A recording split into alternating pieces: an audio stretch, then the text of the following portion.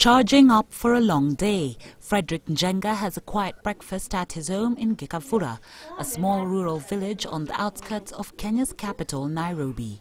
He's got a busy day ahead.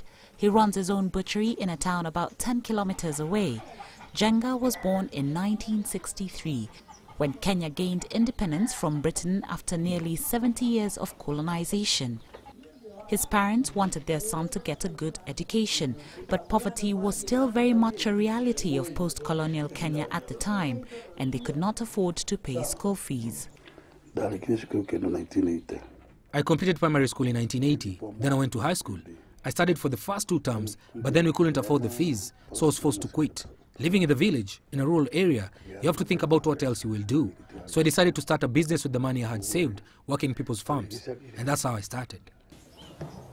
The first order of business for the 63-year-old butcher is a trip to the livestock market to buy supplies.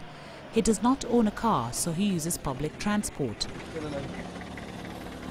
While life can be hard and money is tight sometimes, Njenga believes Kenya has made significant progress over the years. If you think back to the early 1970s, there were no paved roads or tapped water. Electricity wasn't accessible to all people. And today, most people have electricity in their homes. Many of the main roads are tarmac, so the government has tried. At the market, Njenga bargains for a fair price for a goat. He usually buys a goat at about $125 US, but today he has to pay $160. The extra cost will mean he has to charge his customers more if he is to make a profit. While there are larger suppliers of meat in Kenya, many people still rely on small-scale traders like Njenga who sell meat at a relatively lower cost. When asked what he hopes the future holds, not just for himself but for Kenya too, Njenga is non-committal. I can't tell you what the future of the country will be, but ask me about business. All we want is for us to be able to make a living. With an economy that's growing at about 4.5% per year, unemployment remains one of Kenya's biggest challenges.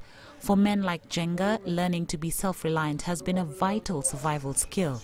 And like many other Kenyans, Njenga hopes that as the country marks 50 years of independence, the economy will continue to improve, giving his children and grandchildren a better chance at making a life for themselves.